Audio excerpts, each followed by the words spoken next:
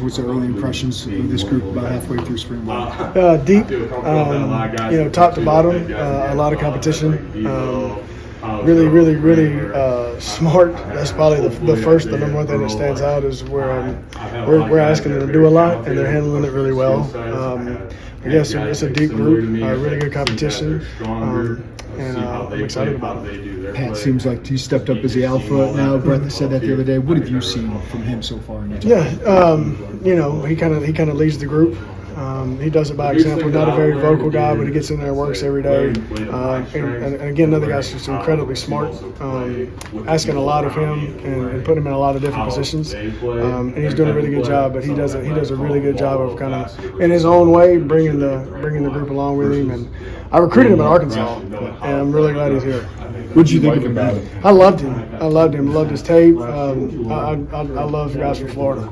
So, and I just enjoyed the guy, the kid he was. Then he's not a kid anymore. But when I got the job, Barry said, "Look, the first kid you need to call, I'm gonna send you Pat Bryant." I said, "Pat Bryant?" So from Jacksonville, he goes, "Yeah." So it was automatically kind of a cool thing that he was already here. You said you're asking a lot of these guys. Is that distinct for you compared to other spring footballs you've been through in other programs? Not necessarily.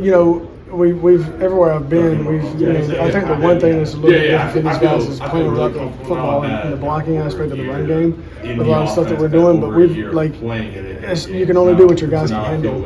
And these guys are doing a really good job of handling everything. There's a lot of guys that want to do a lot of stuff, but if you guys can't pick it up, it's kind of hard to do it. So these guys are doing a really good job. Been really impressed with how fast they pick this stuff up.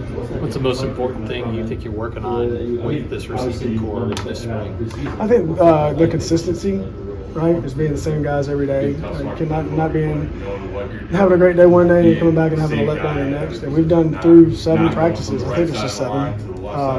Through 7 practices, these guys have done a really good job of being consistent, being good teammates, and playing without the football.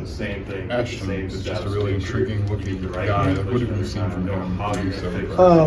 Number one, a great attitude, willing to work. I don't know if that guy's ever had a bad day. Obviously, he's got good length. He's got his catch radius is massive. Between him and Tyson Rooks, it's hard to have one, much less 2 like that.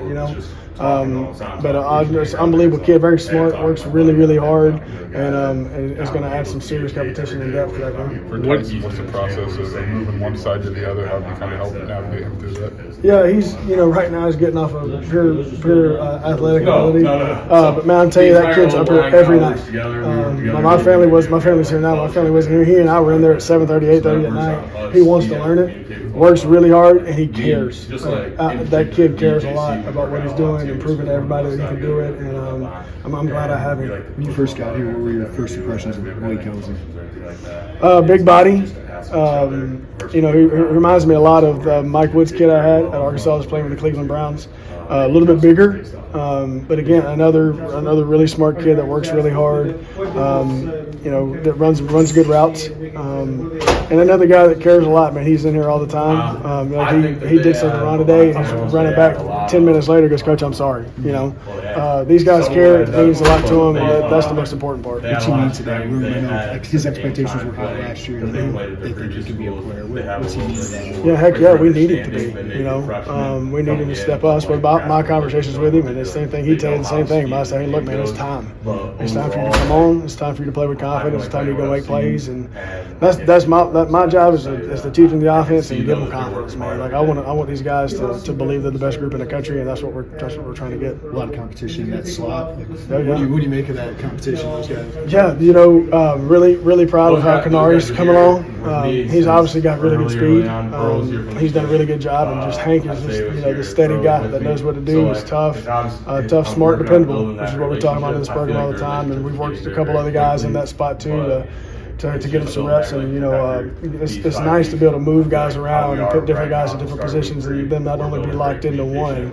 That's what we're trying to do, is put as many guys in as many spots to help us as we can. How much opportunity do you feel like is in this room? With obviously you lose quite a bit, but for guys to step up and really make a name for themselves. Yeah, I mean that's what you want, is an opportunity as a competitor. You just want a chance to get out there and play, and that's what I told these guys. I mean, look, you got a ton of production walking out of the door. Like, who's going to step up and who's going to be the guy? And these guys have done a really good job with it. Pat's done a great job. Malik's done a good job. Ashton, Colin Dixon's gotten in there and played well. Alex Kepka-Jones, Tyson's gotten in there, and Hank, Canary, Keon Battle. I mean, these guys, it's a top to bottom is a pretty deep room, and I think they've embraced the challenge of, I don't think, not that, you lose that much production, everybody's kind of wondering if there's going to be a drop off, right? But we're not even that ain't even in our minds, right? We're trying to be better.